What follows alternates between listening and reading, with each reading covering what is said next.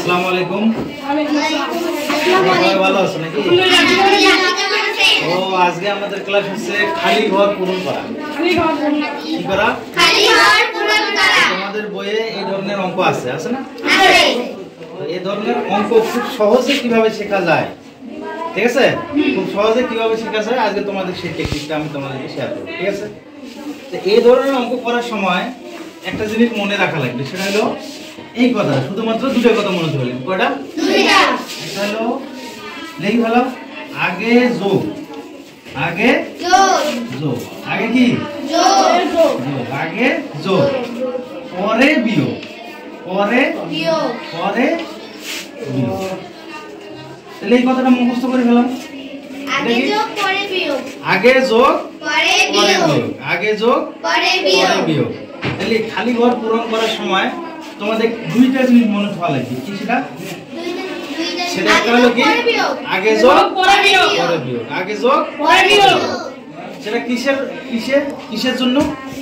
সেটা যদি খালি ঘর থাকে, শূন্য স্থান থাকে, এরকম খালি ঘর যদি আগে থাকে তাহলে কি করবে লাগবে? এই দুটো সংখ্যা কি করবে লাগবে? যোগ।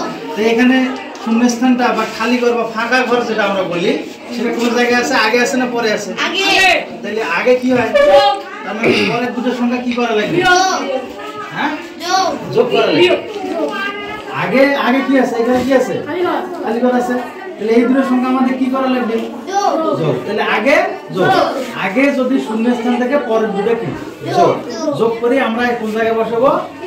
শূন্য স্থানে বসাবো, ফাঁকা ঘরে। দেখো তাহলে আমাদের এখানে শূন্য স্থানটা কোথায় আছে? এই আগে, আগে আছে, আগে আছে না? তাহলে আগে যদি থাকে তাহলে এই দুটো কি করা লাগবে? যোগ, যোগ করো। 2 আর 4 যোগ করো, কত হয়? 6। তারপরে 5 আর 3 কত হয়? 8 হয়। তাহলে বুঝা গেল? তাহলে এখানে কত ছিল? 86। তাহলে বুঝা গেল যদি আগে যদি শূন্য স্থানটা থাকে তাহলে তখন করা লাগবে কি? যোগ। এখন দেখো তো শূন্য স্থানটা কি? পরে। আগে না পরে? পরে। পরে। তাহলে পরে থাকে তাহলে কি করা লাগে? বিয়োগ। তাহলে কোন দুটো বিয়োগ? এটা আর এটা বিয়োগ। 8 থেকে একবার। তাহলে এই সংখ্যা থেকে এই সংখ্যা কি? বিয়োগ। এই দুটোর মধ্যে বড় কোনটা? ওই যে এটা। যে বিয়োগের সময় বড় আগে হয় না ছোট আগে হয়? বড়। বড়। তাহলে এটা থেকে এটা বিয়োগ করা লাগছে। তো এখান থেকে এখানে বিয়োগ করো। তো 1 আছে 8, 8 এর সমান করতে কত হয়? 7 হয়। তারপরে হাতে থাকে? 1। হাতে কি থাকে? না, থাকে না। 4 আছে, কয় করা লাগবে? 9। 4 আছে 9 করতে কত হয়? 5। তাহলে এখানে কত দেব? 5। এবার 2 আছে কয়? 3। কত হয়? 1। তাহলে বুঝা গেল? তাহলে আমাদের এই শূন্যস্থানগুলো সহজে করার একটা উপায় হচ্ছে এই ট্রিকটা মনে রাখা, এই নিয়মটা মনে রাখা। বুঝা গেল? এর সহজ লাগলো কিনা? তাহলে যদি আমরা আগে শূন্যস্থান, হ্যাঁ, যদি শূন্যস্থান আগে যদি থাকে তাহলে আমরা এই দুটো কি করব? যোগ করব। এই দেখো যোগ।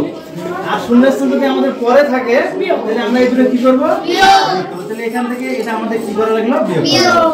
তাহলে ঠিক আছে? তোমাদের এই পরের এই দুটো তোমাদের বাড়ির কাজ থাকবে, ঠিক আছে?